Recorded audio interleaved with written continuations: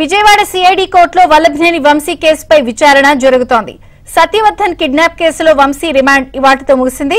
దీంతో వంశీతో సహా 5గురిని సిఐడి అధికారులు కోర్టులో హాజరుపరిచారు.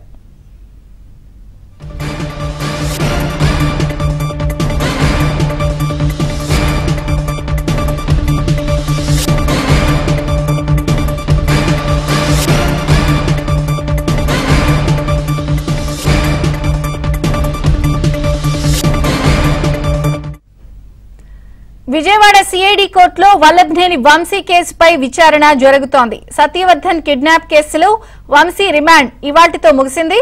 దీంతో వంశీతో సహా 5గురిని సిఐడి అధికారులు కోర్టులో హాజరుపరిచారు.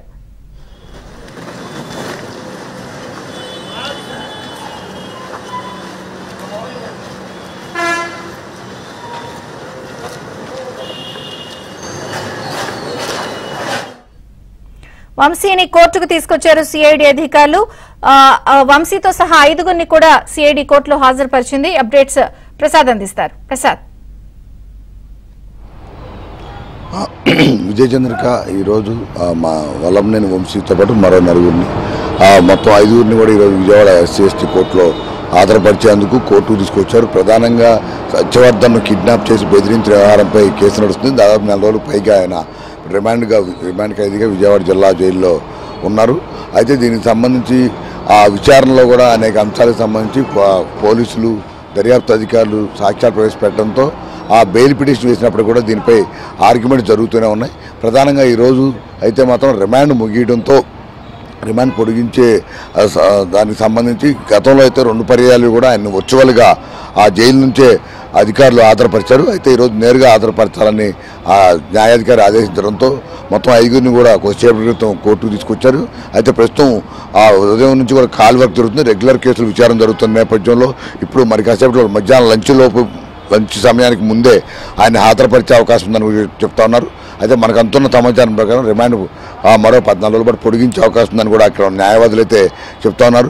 ప్రధానంగా ఇదే కోర్టులో ఇప్పటివరకు కూడా మొత్తం కేసు విచారణ కనుక చూస్తే ఈ కేసులో ప్రధానంగా సత్యవర్ధన్ బెదిరించినట్టు అలాగే వంశీతో పక్కనే సత్యవర్ధన్ ఉన్నట్లు సీసీ కెమెరాల ఫుటేజ్తో పాటు పలు సాంకేతిక సాక్ష్యాలు కూడా కోర్టుకి సమర్పించారు. ఈ పరిణామాల నేపథ్యంలో ఆ గతంలో 3 రోజుల పాటు కస్టడీకి కూడా ఇచ్చారు. ఆ 3 రోజుల కస్టడీలో కూడా వంశీ పూర్తిగా అధికారులు సహకరించలేదని కూడా మరో పిటిషన్ కూడా దాఖలు చేశారు. ఇటీవల దీనికి సంబంధించి మరో 10 రోజుల పాటు కస్టడీ ఇవ్వాలని కోరినప్పటికీ కూడా వీటిపై వాదనలు విన్న న్యాయాధికారి కస్టడీ పిటిషన్ కొట్టివేయడం జరిగింది. మరోవైపు వంశీ తరఫున బెయిల్ పిటిషన్ దాఖలు చేసిన నేపథ్యంలో దాదాపుగా 15 రోజులుగా విచారణ తేదీల్లో దీనికి సంబంధించి పూర్తిగా వాదనలు అయితే వినిపించడం జరిగింది. వంశీ తరఫున న్యాయవాదులు మాత్రం ప్రధానంగా ఈ కేసుకు సంబంధించి రాజకీయ కోణం దాగి ఉందని, కుట్ర కోణం దాగి ఉన్న నేపథ్యంలో ఎక్కడా కూడా నేరుగా ఆయన ఎక్కడ పాత్ర లేదని, అందువల్ల అతని అనారోగ్యాన్ని కూడా దృష్టిలో ఉంచుకుని బెయిల్ మంజూరు చేయాలని కూడా తమ వాదనలు వినిపించారు. మరోవైపు ప్రాసిక్యూషన్ తరఫున మాత్రం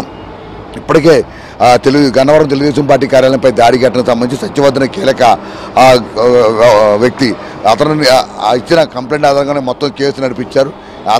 అందువల్లే అతను బెదిరించి భయపెట్టి వాంగ్మూలాన్ని కూడా తారుమారు చేసే విధంగా వంశీ వ్యవహరించారని, అందువల్ల మరోసారి కనుక అతను బెయిల్ మంజూరు చేస్తే బయటకు వచ్చిన వంశీ ఇదే విధంగా సాక్షులను తారుమారు చేయడం కావచ్చు, బెదిరింపులకు పాల్పడే అవకాశం ఉందని కూడా చెప్తున్నారు.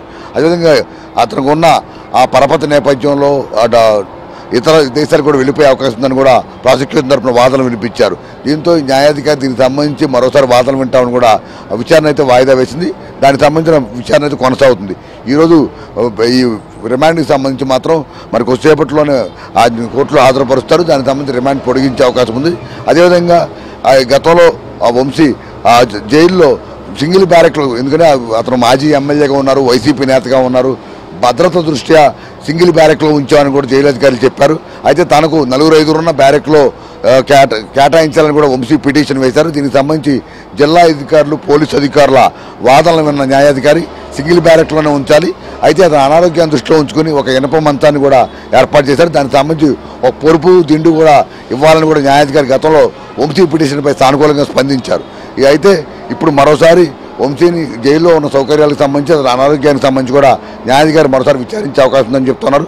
ఒకవేళ వంశీ అని విజ్ఞప్తి చేస్తే నిబంధనల మేరకు ఒక న్యాయాధికారి మరోసారి ఈ పొరుపు తిండికి సంబంధించి ఇటువంటి సౌకర్యాలు కల్పించేందుకు అవకాశం ఇస్తారే తప్ప భద్రతా దృష్ట్యా మాత్రం నలుగురు ఐదుగురు ఉన్న బ్యారెక్ ఇచ్చే అవకాశం లేదని కూడా న్యాయవాదులు ఇక్కడ అభిప్రాయపడుతూ ఉన్నారు.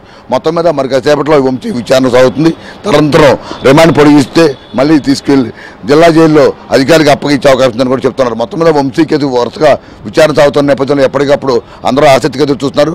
వరుసగా పరిణామాల నేపథ్యంలో ఇక్కడ ఈ కోర్టులోను మరోవైపు ఏసీబీ కోర్టులో మరో గన్నవరంలో ఉన్న కోర్టు మొత్తం 3 కోర్టులో ఆయన కేసు విచారణ జరుగుతుంది.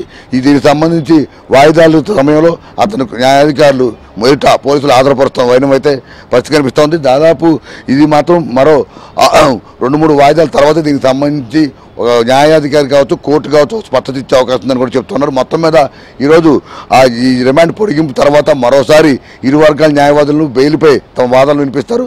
ఆ తర్వాత న్యాయాధికారి ఒక నిర్ణయం తీసుకునే అవకాశం అయితే మనకు కనిపిస్తుంది. విజయచంద్రిక. Thank you Prasad.